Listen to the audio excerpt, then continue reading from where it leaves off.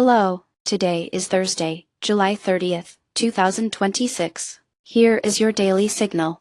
According to Fortune, NATO's defensive strategies are rapidly evolving due to constant surveillance and drone warfare, with recent incidents including the arrest of a Canadian intern on espionage charges and Romania scrambling F-16 jets to intercept suspected Russian drones. Since 2014, NATO has been forced to adapt to increasing Russian incursions in Eastern Europe, with surveillance technologies and drone deployments accelerating after Russia's invasion of Ukraine in 2022. NATO, led by Secretary-General Jens Stoltenberg, coordinates responses to these threats, relying on U.S. defense contractors like Northrop Grumman and General Atomics to supply advanced drones and integrating assets via the European Defense Agency. Notable developments include the July 29, 2026, deployment of additional MQ-9 Reaper drones to Lithuania, joint NATO drone surveillance flights with Poland over Kaliningrad, and the introduction of new AI-driven surveillance systems for NATO air defenses by the U.S. Department of Defense. These moves are likely to increase drone patrols and shared intelligence in border zones, immediately lowering the success rates of Russian incursions and enhancing deterrence. However, rapid adoption of AI tools may spark concerns over escalation and cyber vulnerabilities, potentially driving up defense budgets and testing the cohesion among NATO's member states. Next, we turn to global energy markets and the consequences of Iran-related conflict and diplomacy. Regional tensions around Iran are again making headlines, with Fortune reporting that U.S. and Iranian officials are edging toward talks as shipping through the Strait of Hormuz hits a 3-week low and fuel prices are reshaping daily life from Chile to Nepal. The Strait of Hormuz is a strategic choke point for international energy security, carrying about 20% of global oil shipments, and has been subject to threats and disruptions by Iran in response to sanctions and regional instability. Iran's Revolutionary Guard Corps exerts control over the strait, while oil giants like Saudi Aramco, ExxonMobil, and BP face risks associated with tanker movements and price volatility.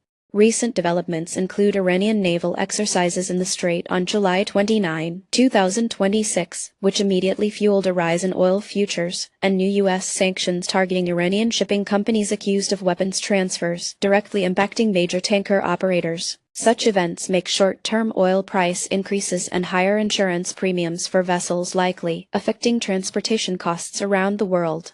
If disruptions persist, global oil flows may be redirected, refined product prices could soar, and the sourcing strategies of importers may shift. Conversely, a diplomatic breakthrough could stabilize the region and benefit both exporters and consumers. Our next topic examines how leadership changes at Uber could reshape future mobility platforms.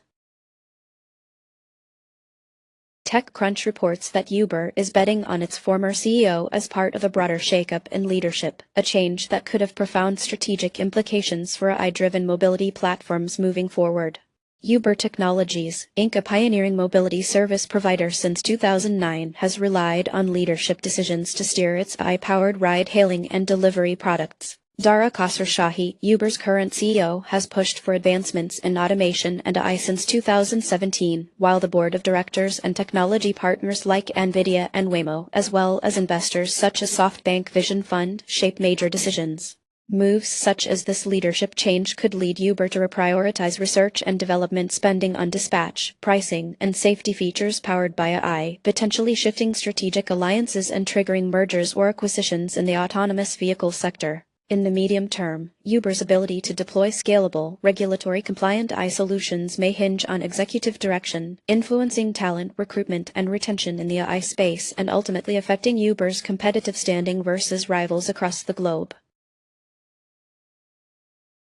Now, onto the markets. Germany ended slightly higher as EWG rose 1.37%, with EWD also posting a modest gain. France edged lower, as EWQ slipped by 0.37%, while top gainer and loser details were not specified for the region. United Kingdom moved up gradually, with EWU gaining 1.67% and no clear sector standouts. Italy declined, as EWI dropped 0.63%, and Spain followed suit with EWP down nearly 1.77%.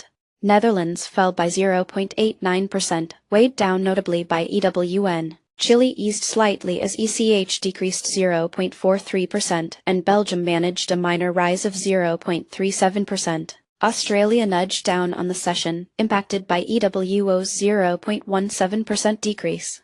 China large cap surged, with FXI advancing 13.18% and notable monthly strength of 14.34%. Japan fell 0.53% as EWJ lost some ground. India edged lower, dropping 0.43% with India showing minor declines over the month.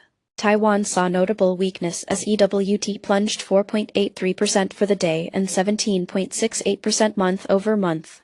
Hong Kong slipped a bit, down 0.22%, but strong month gains were led by EWH.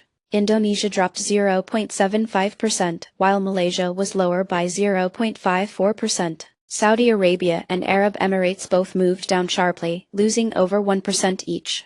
Qatar, Israel, Kuwait, and Africa regions were mostly flat to slightly down. Gold rose 0.46% on the day, while silver was nearly unchanged and U.S. oil soared over 7% daily and 21% on the month. Agriculture took a hit, down 1.26%. SP 500 dropped 1.54%, with semiconductors underperforming as stocks fell 5.38%. Adobe led favorites with a 5.72% daily jump, while AMD retreated by 5.51%. Microsoft traded slightly lower, off 0.71%. That's it for today. You can find more news and details on our website. Goodbye.